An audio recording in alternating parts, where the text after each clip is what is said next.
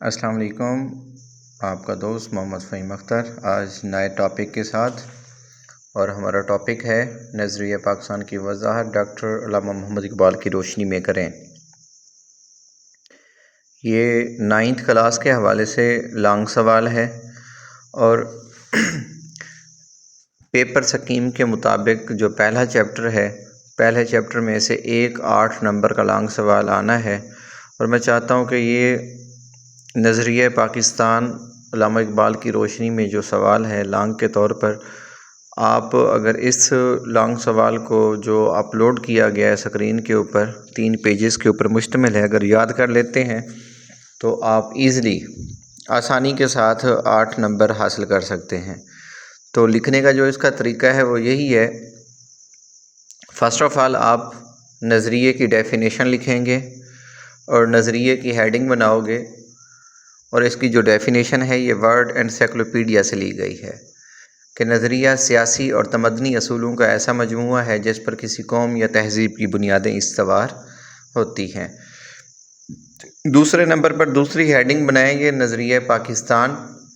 نظریہ پاکستان قرآن و سنت کے اصولوں پر مبنی معاشرے کی تخلیق کا نام ہے کہ پاکستان کو بنانے کا مقصد بھی یہی تھا کہ ہم اس ملک کے اندر اسلامی قوانین کو، اسلامی اصولوں کو، بیسک جو اسلامک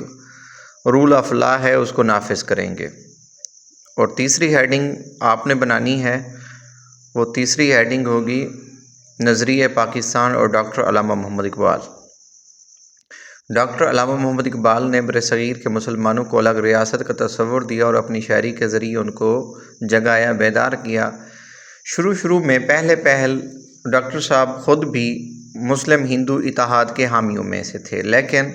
جب انہوں نے ہندوؤں کی تنگ نظری، تعصب کو دیکھتے ہوئے آپ نے یہ جلد فیصلہ کیا کہ مسلمانوں کے لیے ایک الگ ریاست، اسلامی ریاست کا ہونا لازمی ہے، کیونکہ قائد اعظم علامہ اقبال یہ جان چکے تھے کہ اگر ہندو اور مسلمان ایک ساتھ رہتے ہیں تو مسلمانوں کے دین کو خطرہ ہے۔ پھر آپ نے ایک لائن میں لکھنا ہے کہ علامہ اقبال نے نظریہ پاکستان کی وضاحت درج ذیل طریقوں سے کی ہے، اور ایک لائن میں ایک یہ ہیڈنگ لکھیں گے۔ نمبر 1 خطبہ الآباد، نمبر 2 وحد قوم کا نظریہ یا وحد قومیت کا نظریہ بھی لکھ سکتے ہو، 3 دو قومی نظریے کی وضاحت، 4 نمبر پر قوت کا دار و مدار، تعصب کا خاتمہ، 6 نمبر پر حرم کی پاسبانی، 7ویں نمبر پر اخوت و بھائی چارہ، اور 8ویں نمبر پر ہے ہندوؤں کی تنگ نظری۔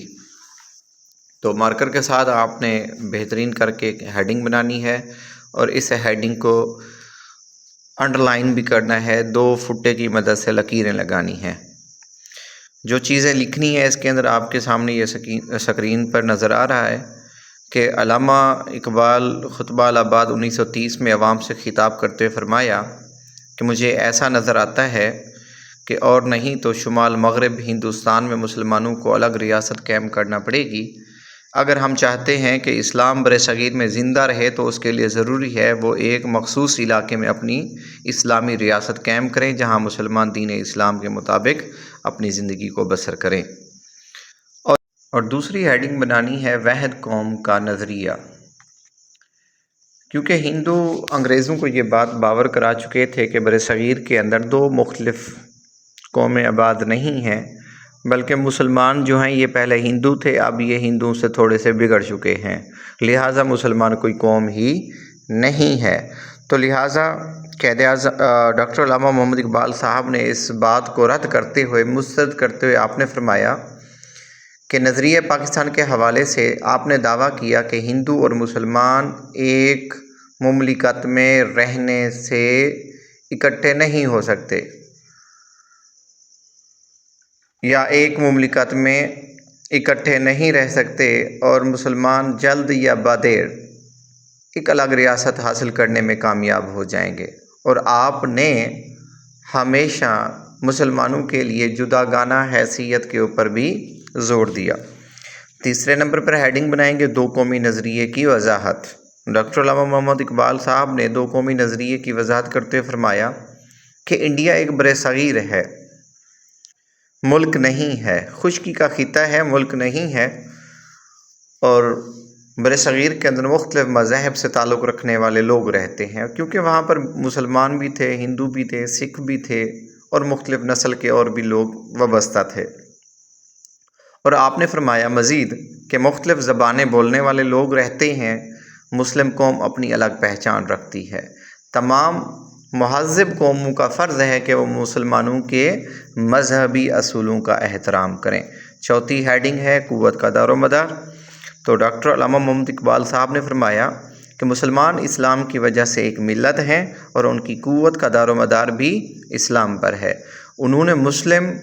ملت کے اساس کے حوالے سے حقیقی جو تصور ہے آپ نے اپنے شعر کے اندر فرمایا کہ اپنی ملت پر قیاس اقوام مغرب سے نہ کر، خاص ہے ترکیب میں قوم رسول ہاشمی۔ تو یہ آپ 2 لائنز کی پوئٹری کا بھی اضافہ کر سکتے ہو۔ نمبر 5 پر ہے تعصب کا خاتمہ۔